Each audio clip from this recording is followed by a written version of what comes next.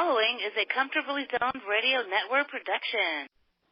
Thank you, Tally Olson. We are back talking sports in the zone.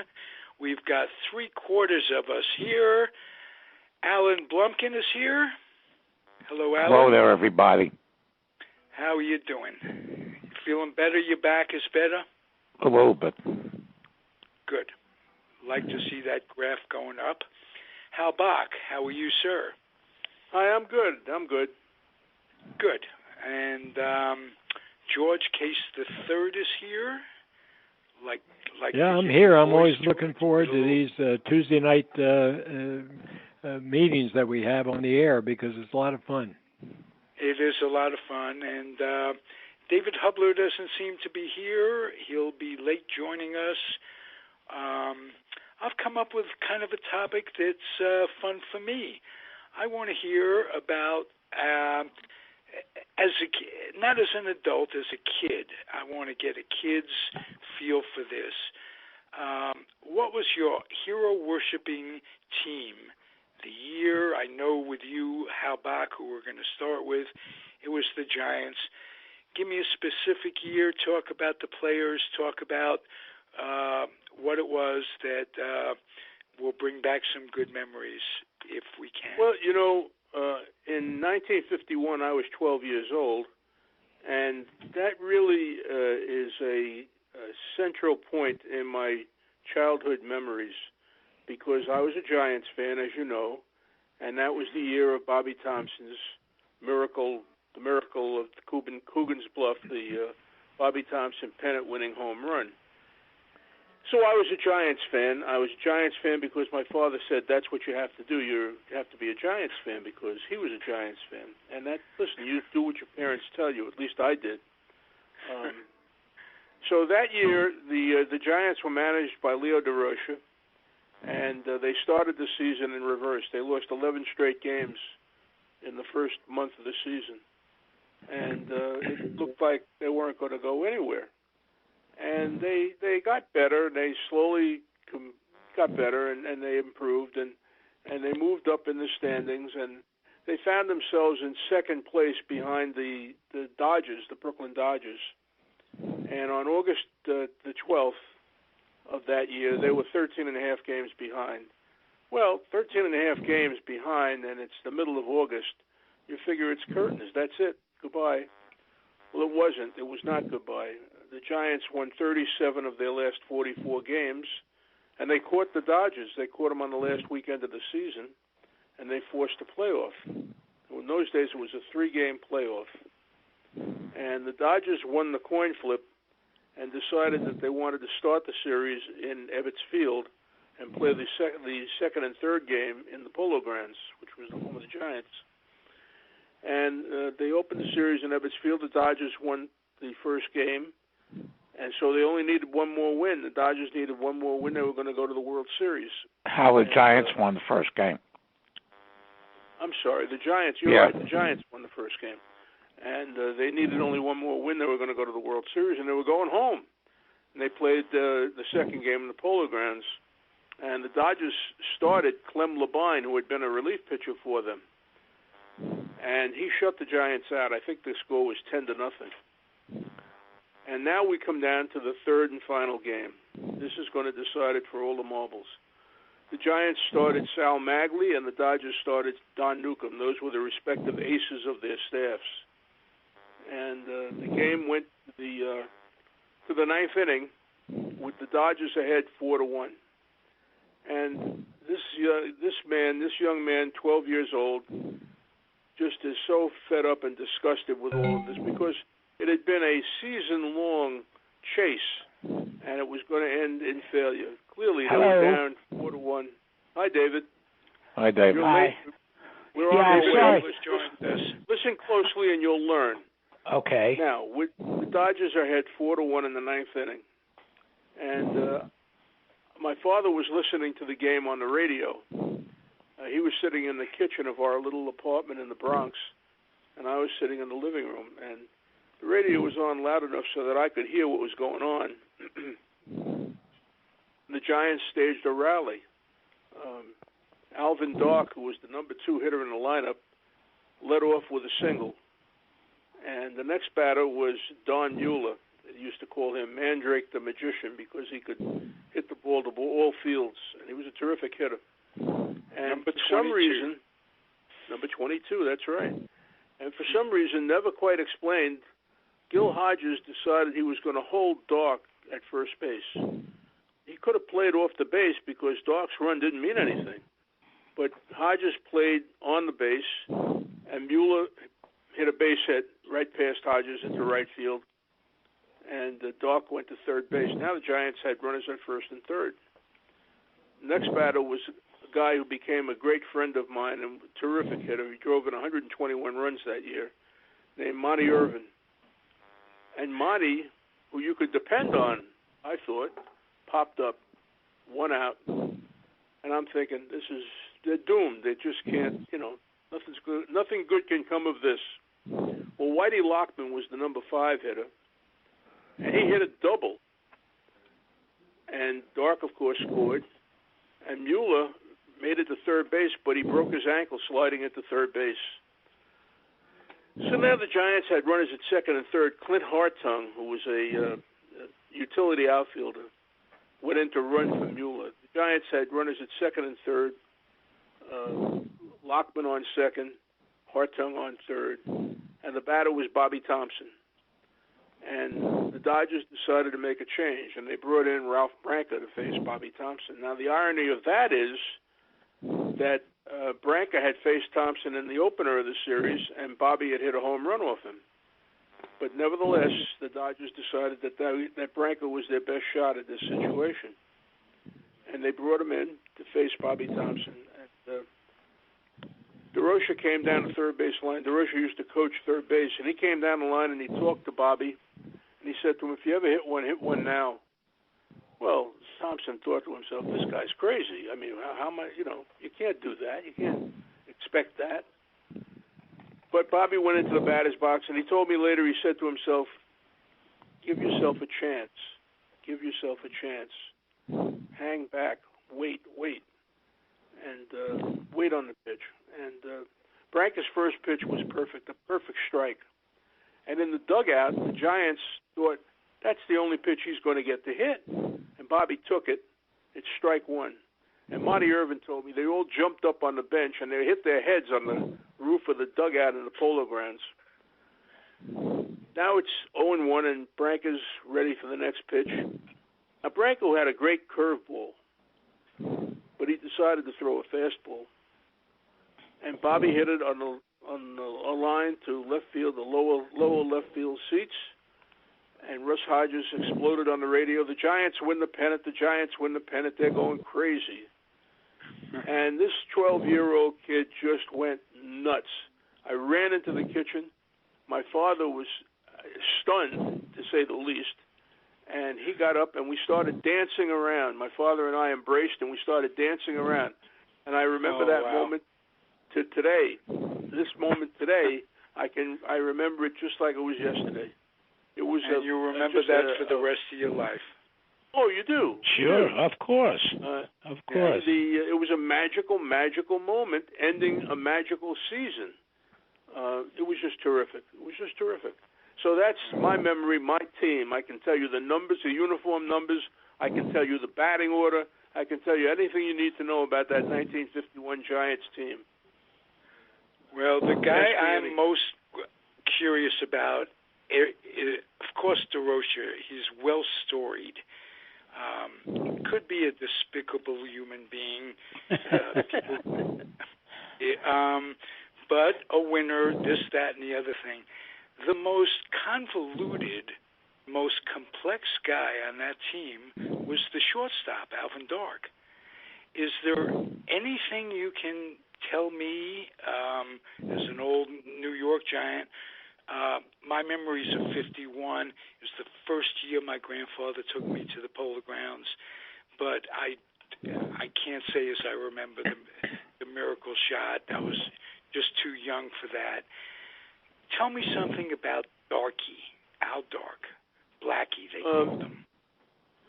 Dark, I believe Dark was the captain of that team. He was the number 2 hitter. He was a table setter. a very good shortstop, not a great fielder, but a good enough fielder, good enough shortstop to combine with Eddie Stanky, who was the second baseman. They both came over from the Boston Braves in a trade that I mentioned, I think, last week, a huge trade in which the Giants gave up some of my favorite players, frankly, Willard Marshall and Sid Gordon among them. And I think Doc was the captain of that team. And the sad part of Alvin Dark was after he left the Giants, he played for other teams. He played for, I think, the Cubs. I know he played for the Cardinals. And he became a manager. He managed the Giants. He managed the Oakland A's, I remember him managing. And there were stories about him. First of all, he was from Louisiana. He went to LSU. I went to a dentist one time who had played second base alongside him at LSU. And, well, anyway, there were stories about him and racism and him not getting along with Latin players. Now, who knows if it was true or it was not true. I was not in any clubhouse with him. I admired him as a player because he was able to, in those days, before the new analytics came along, in those days, the number 2 hitter was supposed to be able to advance the leadoff guy who had gotten on base. And Doc could spray the ball around. He was a good hitter to the opposite field. I just thought he was a great all-around player for that team. He fit that team very well. But his image was kind of besmirched later on in his career. So who knows if it was true? I don't know. But Hal, we've had this argument. I know Alan Blumkin has been in on it over the years on this network. If Reese and Rizzuto are in the Hall of Fame, should Doc be in the Hall of Fame, or should they all three not be in the Hall of Fame? That's an excellent question. I don't think... Go ahead. I'm sorry, Alan. You go ahead. Okay. I don't think any of them belong. Reese and Rizzuto didn't have the numbers. Reese had the longevity. And they were both put in by old-timers committees. And if the two of them are in, which they are, then Doc should have a shot because he was a better hitter than either of them.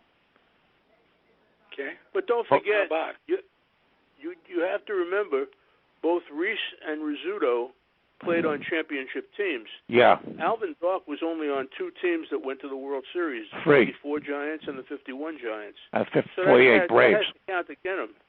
48, he was on the 48 Braves. Yeah, that's true.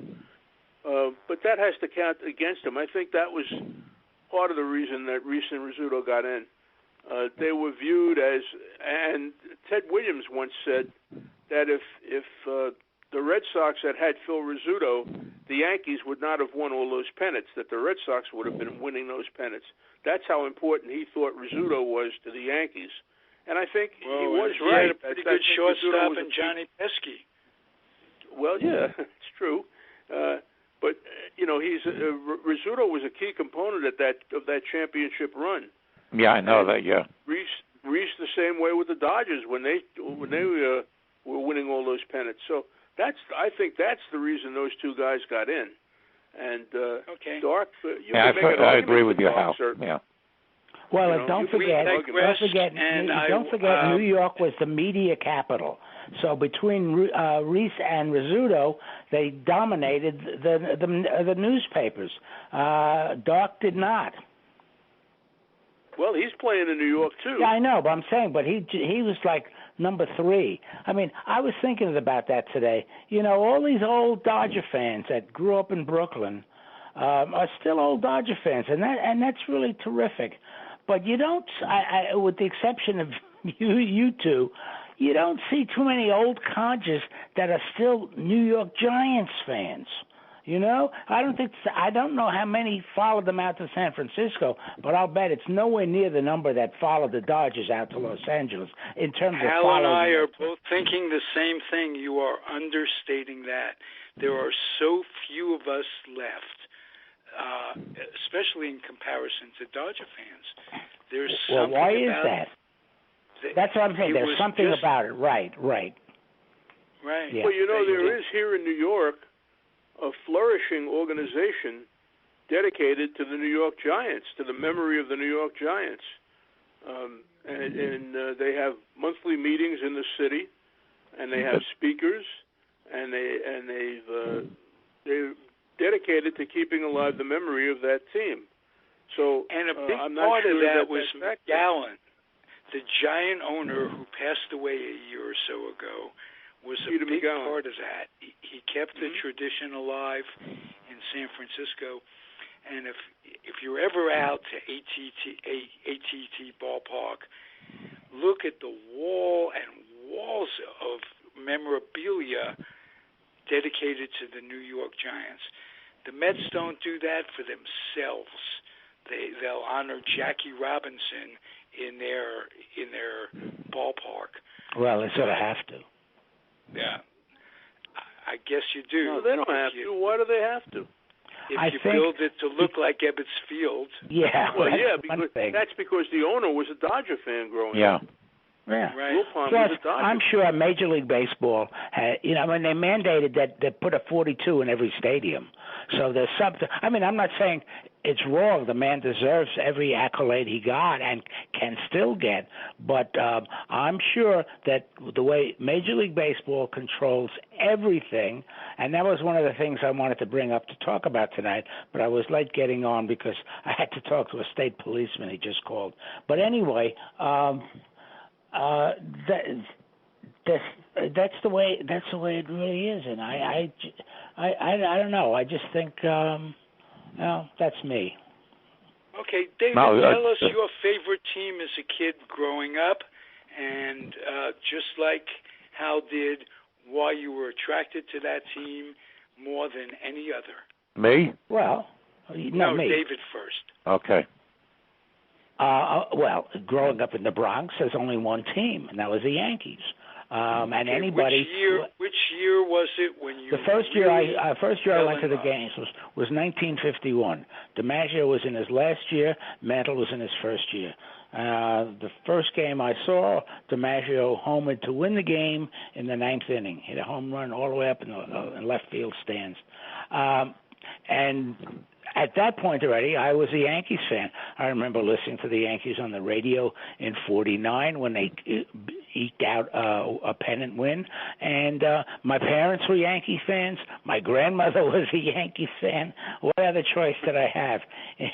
In fact, one of my uncles, who was a real New York Giants fan, when his sons got a little older, and they're sort of like my contemporary, just a couple of years younger, they became Yankee fans, which really annoyed my uncle.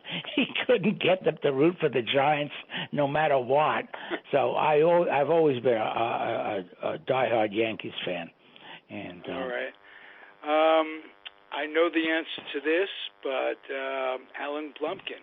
No, it's not the 1960 Pirates. Okay. It's the 1953 Yankees. Unlike Hal and David, my parents had no interest.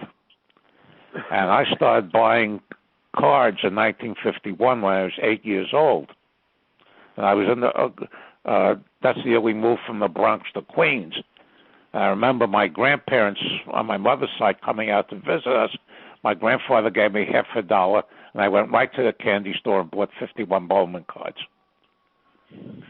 Okay, so I started following it through that. And the first two cards in that set were Whitey Ford and Yogi Berra. And I see this Yogi Berra. And I said, who the heck is this? And I started following them, and in 1953, on September 12th, I went to my first game. My parents took me and my brother to Yankee Stadium.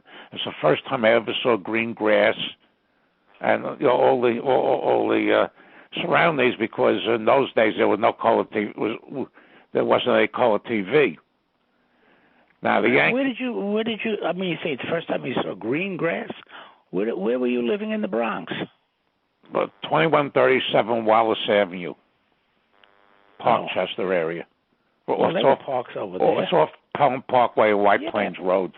Right, Pelham Parkway. There's not too much grass around parks, there. But never with the expanse of a major league stadium. Well, sure. Because there were no color TVs back then. Right. I'm 10 years old at the time, and I got there and I heard Bob Shepard for the first time, and the Yankees beat Detroit 13-4. They got 7 runs in the 7th inning, and Mickey Mantle hit one off a Tiger lefty named Billy Heft that went halfway up the bleachers. And pitched with the Orioles. Detroit. Yeah, he pitched for a number of teams after he left Detroit. But anyway, that team was a transition team, because by that time they had Yogi was catching, Joe Collins and Johnny Mize, who was in the last season, playing first. Billy Martin played second because Jerry Coleman was in the military. That's right. Rizzuto shortstop, McDougal third, Woodling in left, Mantle in center, and Bauer in right. Now, they won 99 games. They won 99 games that year. It's the only one of the 5 dynasty seasons that was an easy pennant for them. They had 18-game winning streak along the road, and the only reason they didn't win 100 games was because they had 3 games that were rained out that weren't made up. They beat the Indians out. It was a 154-game season, too. Yeah, they beat the Indians out by 8.5 games that year. Right. Then we get to the World Series. Then we get to the. Got to mention Charlie Silvera.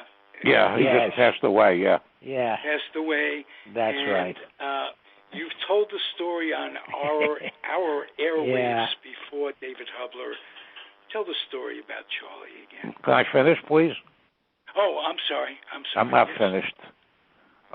Basically, they're in the World Series again with the Brooklyn Dodgers, who they'd beaten in 7 games the year before by Billy Martin's catch in the 7th inning and Bob Cazava shutting the Dodgers down for 2 2/3 innings in that 7th game.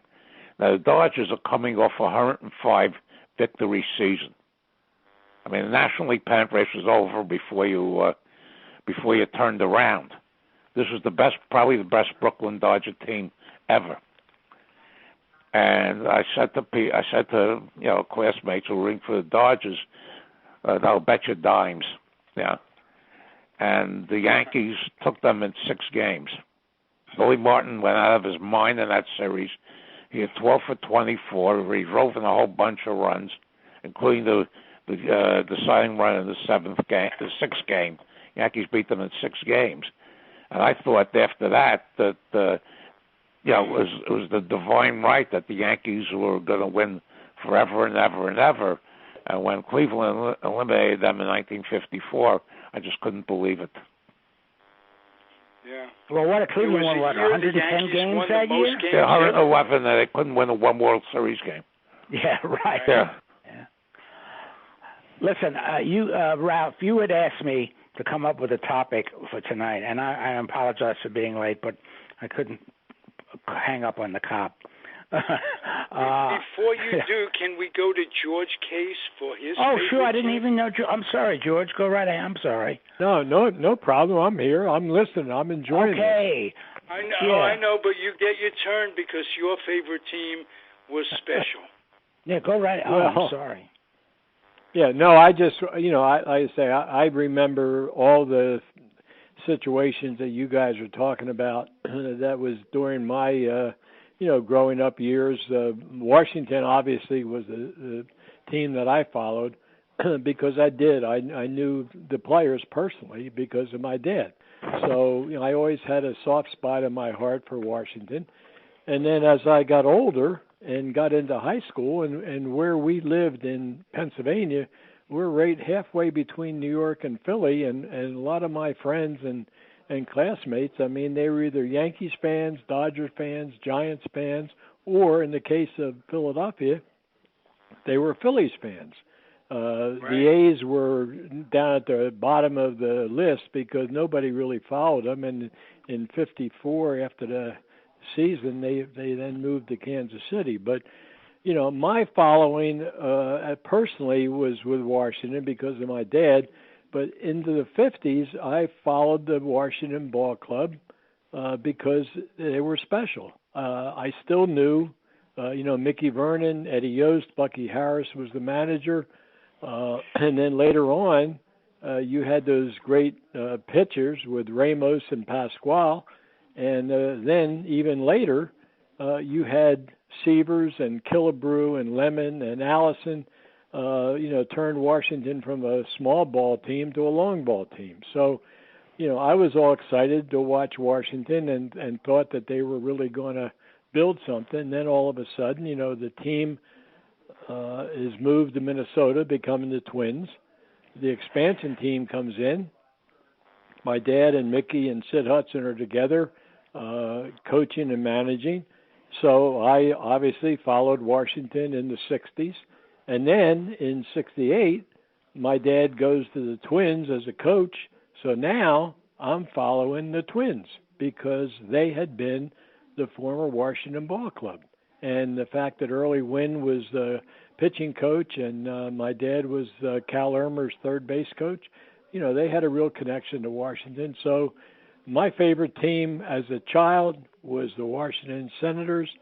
Then as a teenager, it was the Washington Senators, the original team. And then in the 60s, it was the expansion team, still Washington.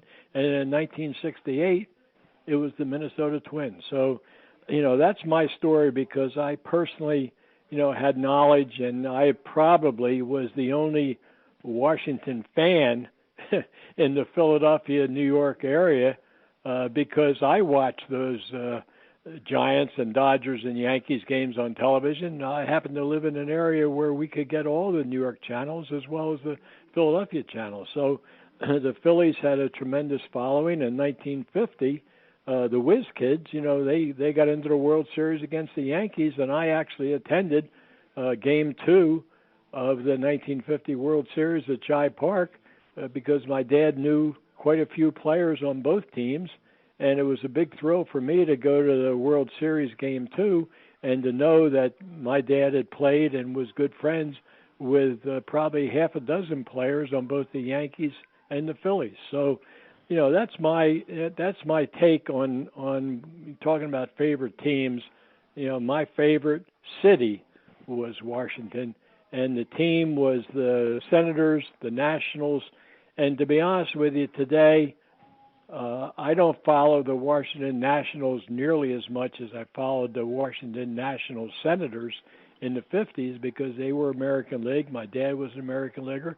And the current Washington Nationals, as David knows and everybody knows, they're a National League team. So I don't follow them nearly as much as I used to as a kid. Who do you follow today primarily?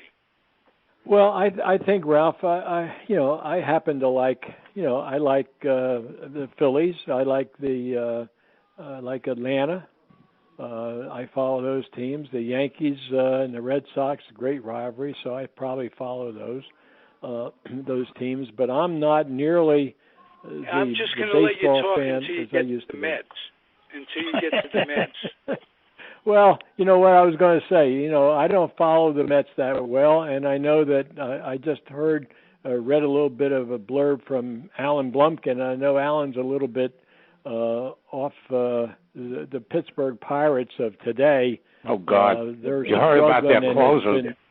Yeah, about their closer. A terrible situation, right. Yeah, right. Closer was busted for child solicitation. Yep. Yeah, there's off-the-field things that happen. You really, when I followed baseball, there might have been stuff that went on, but you never knew it. And, today with the Internet and everything goes on, if somebody, does something wrong, everybody in the world knows it, and they know it almost right away. And this is on top of the... Hey, George, I have a question for you. Yeah. Yep. You're growing up, and your dad is involved in Major League Baseball. I guess when you were growing up, he was probably coaching by then. Probably finished with his playing career. Yeah, but right. The kids in your neighborhood knew that your father was a major leaguer. Did they? Yep. What was the treatment? Were you treated differently? How did they act toward you, knowing that your dad was a Major League Baseball player? Well, I think, Hal, that's an interesting question, and my friends were my friends, and I just happened to play ball myself, so I had some skill, and I think I told you on this airwaves one time when Mickey Vernon came to have dinner with us, and I happened to say something in school, and all my friends, heard what I said. Well, along about 6 o'clock, the doorbell rings, and my dad and Mickey look outside, and there's a whole bunch of kids waiting outside for Mickey Vernon's autograph. So, and my dad laughed, and Mickey laughed and said, "Okay, you did it. Now you got to be the gatekeeper. You let them in one at a time, and Mickey will sign their autograph, and that'll be it." So, I was a little bit special, I guess, because the fact that my dad was a player, and I played and had some skill. And my friends were, they were sort of enamored with the fact that here somebody who went to school with them was the son of a major league ball player who still lived in the neighborhood. Sure. Well, you're easy to be enamored by, George. Let me tell you. Well, thank you. You've done it all with class and dignity, well, and the respect you pay to his memory is one of the highlights of this network. Well, I appreciate those comments, Ralph. It's special for me, and with our website and our DVD, I mean, I've really tried to honor my dad's memory because I did have a special childhood and a special experience. And I've mentioned before, I mean, my dad was the kind of person that he always said to me, he said, "Now, if you want to know about something with baseball, ask me." I never was forced to go outside and have a catch or swing bats or any of that kind of stuff. I just happened to love the game. And, my dad enjoyed watching me grow up and have some skill. And, I had the great fortune of actually playing college baseball at Rutgers 1 year for my dad. And Rutgers was the only school I wanted to go to because I wanted to play under him because I knew the knowledge that he had and the ability he had to work with youngsters. It meant an awful lot to me because I grew up with that. George, would he scout you? Yeah, he did. I mean, he told me, and I graduated from Rutgers with 2 youngsters. So, my dad always said to me, he said, "Well, you know what? You had some skill, but with 2 youngsters, you got to have a job. You can't be knocking around the minor leagues." I'm not sure that I could have made it, but it was great advice because it kept me close to the game, but I was able to develop a career in business associated with sports. And my dad's advice to me, I think, was well taken because of the fact I wanted to be close to the game, but I wasn't about with 2 youngsters trying to feed them. One day you're in Podunk, and the next day you might be somewhere else trying to climb that ladder. It's very, very difficult for a married person to make baseball a career unless you know that you have a destiny which is going to be at the top. It's very, very difficult and very hard for the average person to understand the life that it takes and the sacrifices that it takes to become a professional ball player. Great stories, George. Thank you. On to David Hubler. Yes. Okay. I'm glad we're talking about the old days, as we sometimes do, because I went to the Nats game on Sunday.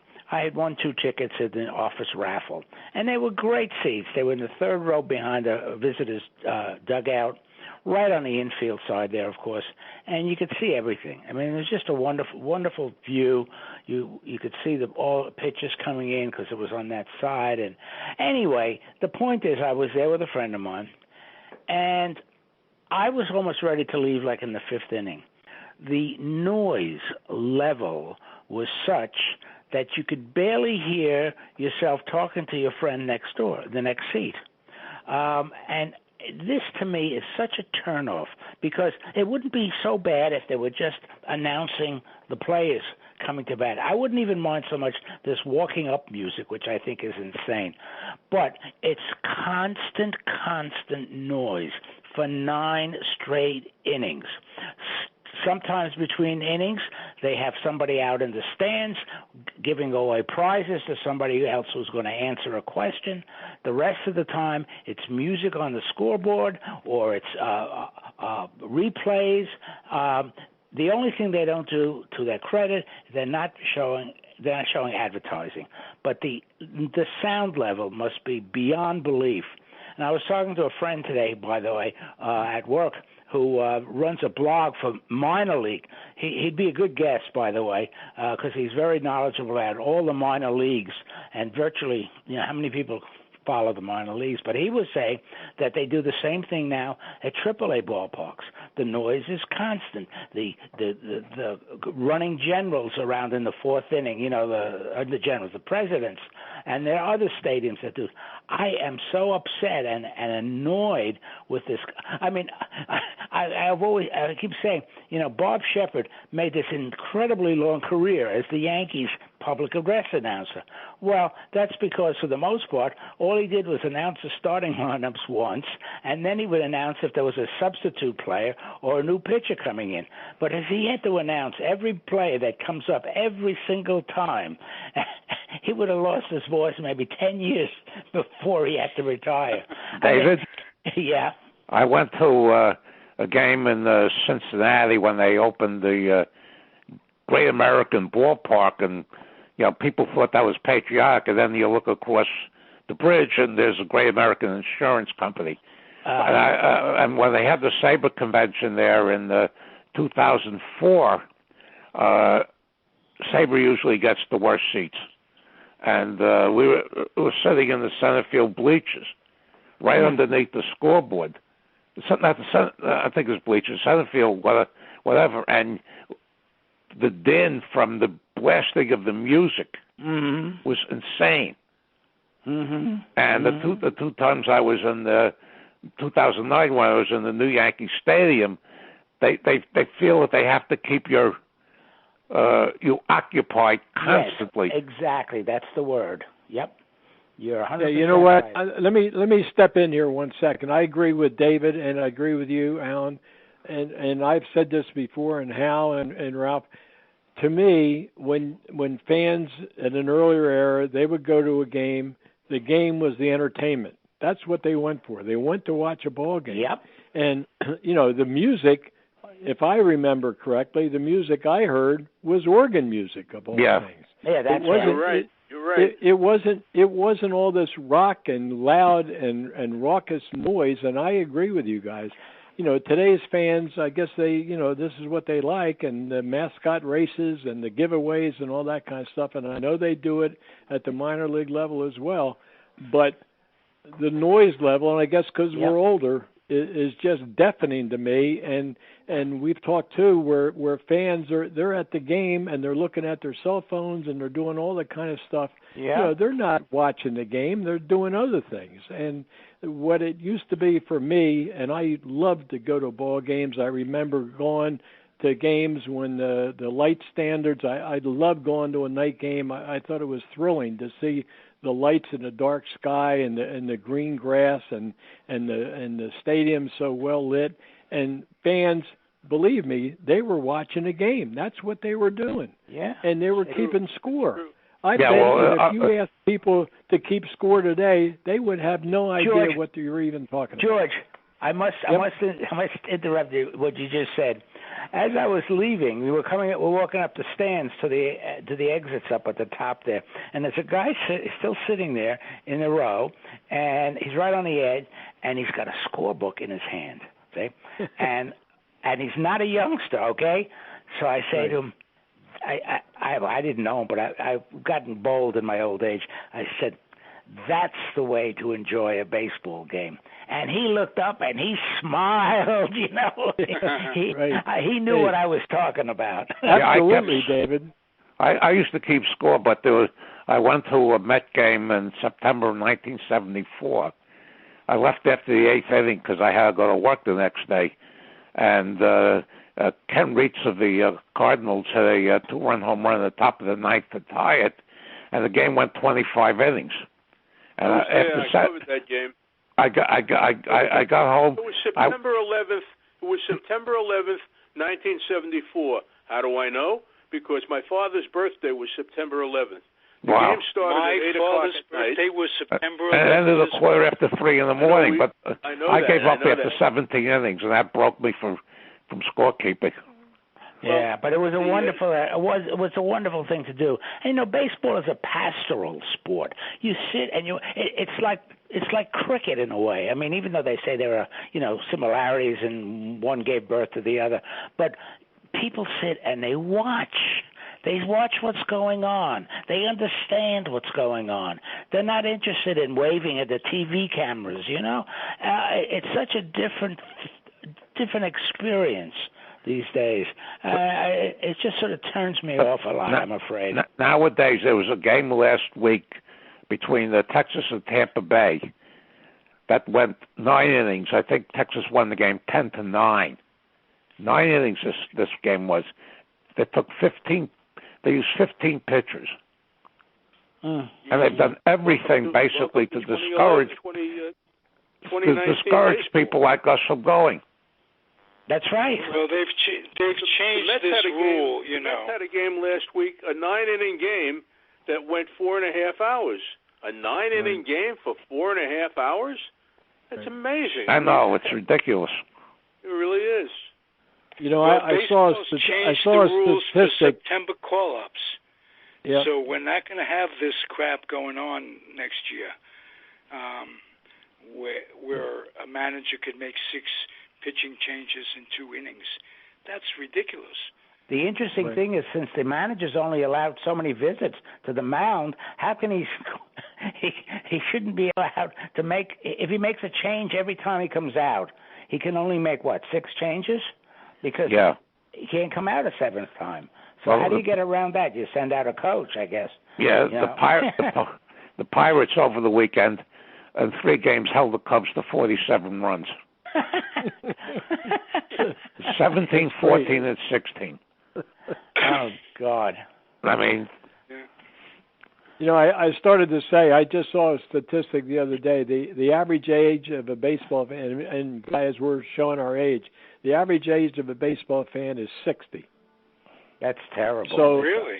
That is incredible because, all this raucous stuff and everything that goes on, they're trying to appeal to the younger fans, but baseball attendance is they say it's great, but if you look at a per game basis, it's not so great. And the imagination of the young people today is football. It's not watching baseball. They count tickets sold, not the actual head count through the turnstile. Some do. So not every the teams have their own. They can distinguish which way they want to go with that. But the thing about pro football is, you go to a pro football game, the noise is just as constant. And they actually do. I know in Cleveland, they actually do show commercials during the timeouts on the big screens at each end of the field, and it's just an awful thing. And of course, if you measure how often a football is in play, it's like 11 minutes for a 60-minute game, and it takes 3.5 hours to play that game. I had Jet season tickets at Chase Stadium in 1979 and 1980. That cured me. When the 1980 season ended, when New Orleans came 0-14, they came in to play the Jets, and I said, if they lose this one, that's it. They lost it, and I haven't been to a pro football game since. Yeah. Well, for years down here in Washington, you couldn't buy a season ticket to the Redskins for love of money. It was known all over the country among football fans that if you got on a waiting list, you had like 10, 15 years before you could take it. You watch now, the seats are half filled. I wouldn't say exactly half, but there are plenty of empty seats in the first 2 games of the season this year. Last week was their home opener, and they didn't fill the stadium. Well, I think it's the same thing with Giants, because you had to wait forever on the list for the Giants, and now they stink, and I'm sure that a lot of people don't show up.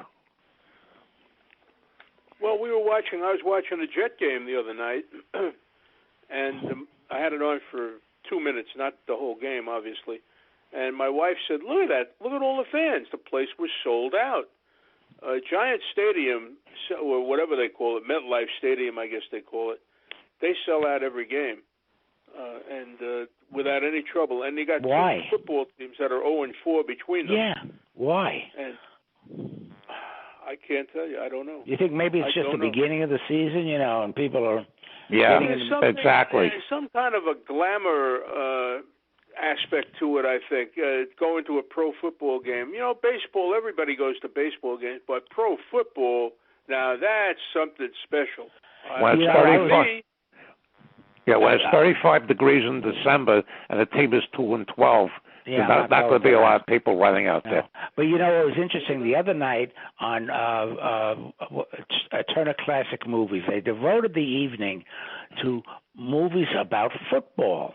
And in introducing the first film, which was made like in 1930-something, in fact, the place kicker for the team, this artificial team, was John Wayne. Like it is one of his earliest movies, and he wasn't even credited. You could tell it's John Wayne, but he didn't get a credit in the movie. But the point I was going to make was that the host of the program was saying in the 1930s, virtually nobody paid attention to pro football, but college football was the biggest thing going, and that's why Hollywood is making all these football movies.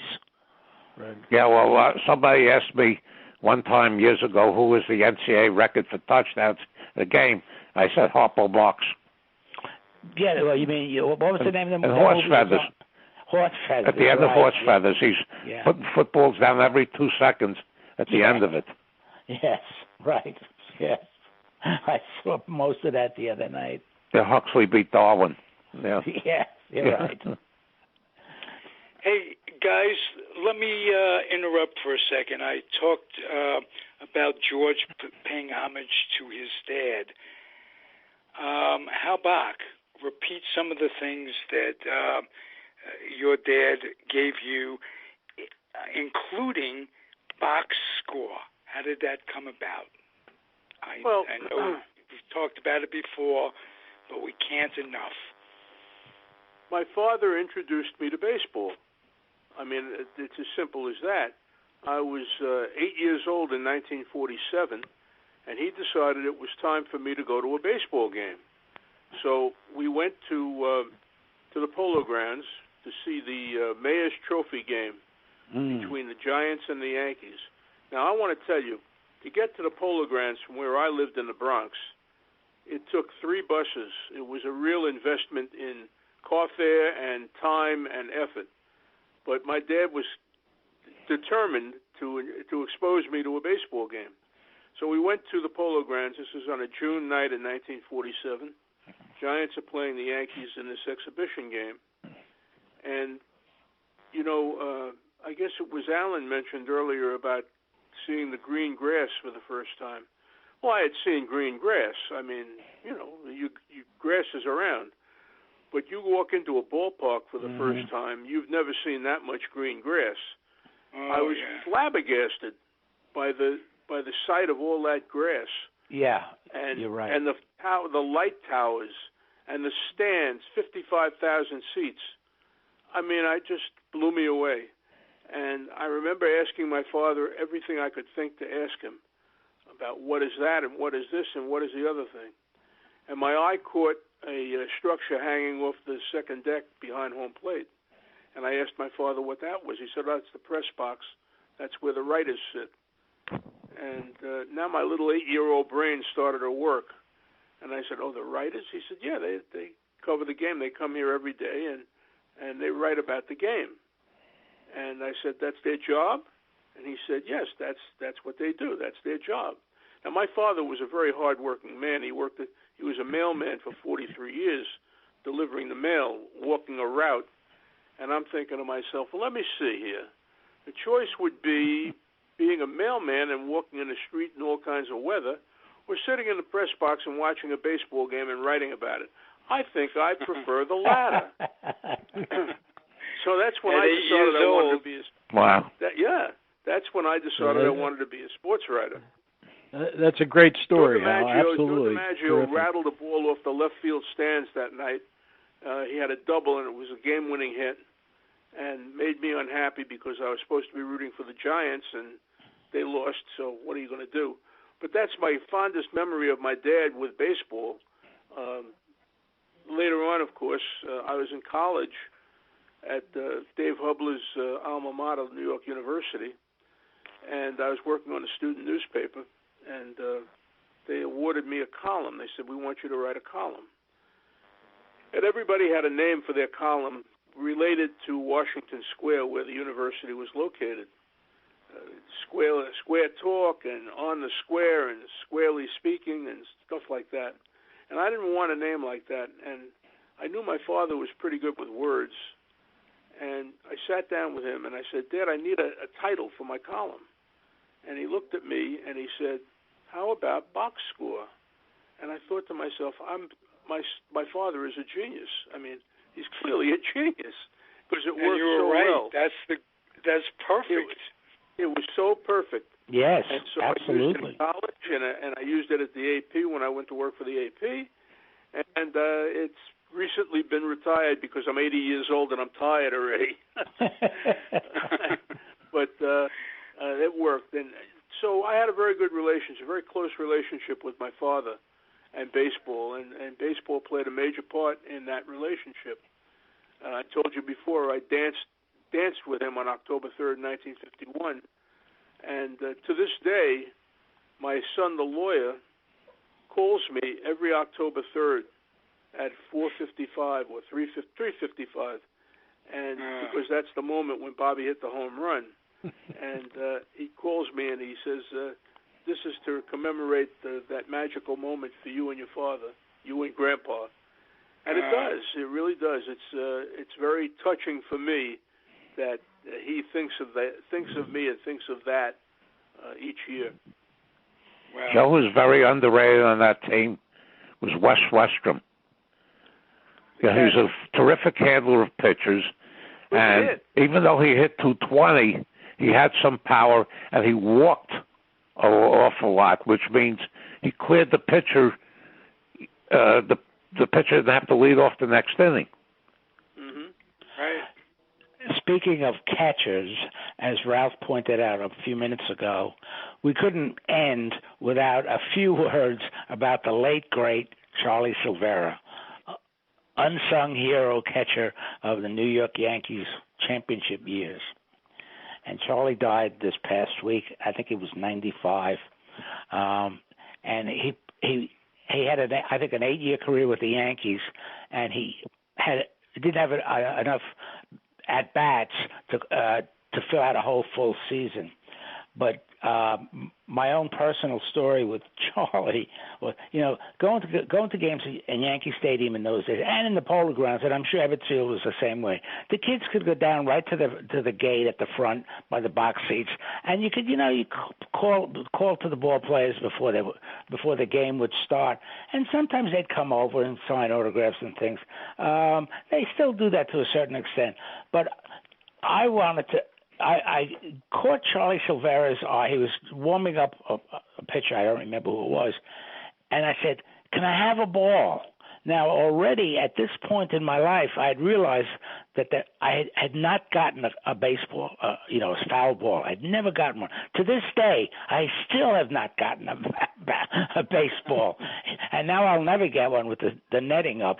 But I said to him, can I have a ball? And he looked at me and he said, kid, if you go to somebody else's house for dinner, do you ask to keep the silverware? I'll never forget that. And I didn't get the ball. Today they give them away. Today they give them away all the time. An outfielder makes a catch, he throws it into the stands. So, yeah. And he played in 58 games in 1949 because Berra had broken his thumb. He actually caught one World Series game where in 1949 World Series where Berra didn't play. But once Yogi got healthy, he started catching 145 games a year. Sure. He very. I think he probably, if it was free agency, he probably would have left them to see if he could get the significant playing time somewhere Well, he else. liked getting the World Series money. That's what he said. You know, that was a big treat for all of those guys. But my son just sent me a book called The Baseball and this guy apparently who wrote the book has collected over 4,000 foul balls. Oh God! Whoa. Yeah, it's by Zach Hample, Hample, and it includes tips for snagging your own major league ball. I got one, but it was in the Florida State League at a Sabre convention. It counts. Yeah. They all count. I've never even gotten one in the minor league ballpark, so. You know, I have to laugh at what. You know what? The only ball I ever got, I was sitting in the press box at Shea Stadium, and I was writing my story.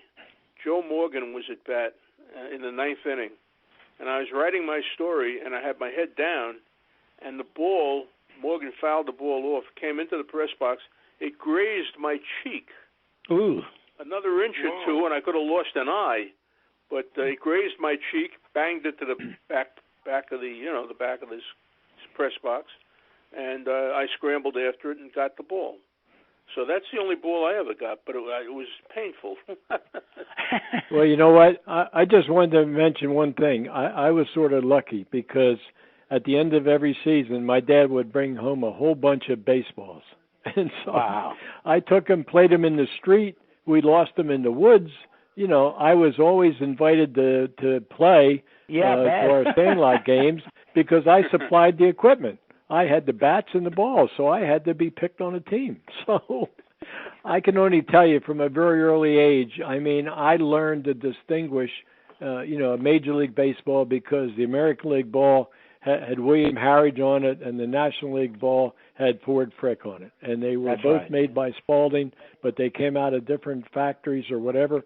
And, Reach was the name of the American League ball and Spalding was the name of the National League ball. But I had an awful lot of baseballs, guys, when I was a kid. And I can tell you, a friend of mine once said to me, he said, you know what, probably in those woods behind your house, if we went, we could find some of those old baseballs. Because, I didn't even think anything about it. Yeah, we just had it and played with it. Right. Going into a lake and finding 1,000 golf balls. Yeah, I have done that. When I used to marshal at the local golf course here, I'd wait till the last round was coming back in, and I'd go pick up the flags, and I knew all the spots where golfers would hit them off on, shank them or whatever, and I'd collect at least a dozen good balls every time I went out and marshaled.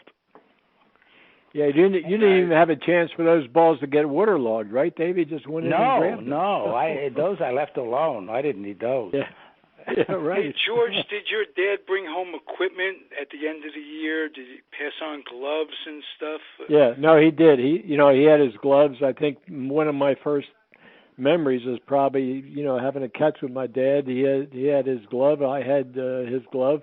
Bats. I think I mentioned, we would take the broken bats and we made fence posts out of them. And, I was very fortunate because I had, as I mentioned earlier, I had all the equipment. So I was pretty much assured that I was going to get picked because if I didn't get picked, there wouldn't be in a game because nobody had the equipment. I had it. Any coincidence that you got into the business that you got into? I think there was, Ralph. I mean, I grew up in it, and I think I was very comfortable in it, and I was fortunate because I had a business career of 35 years in the sporting goods, athletic footwear business that I was so familiar with from the time my earliest memory is being at a ballpark with my dad.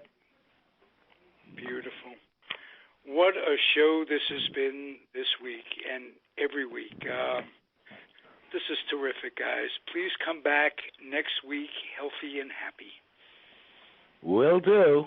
Okay. That's great. Take care, guys. Good night, everyone. Yep. Bye-bye, everybody. Good night. Thank you again for listening, everybody. Comfortably Zoned Radio Network. Alan Blumkin, George Case III, Hal Bock, David Hubler, and me, the weak link of it all, Ralph Tyko. Adios, everybody. The proceeding has been a comfortably zoned network production.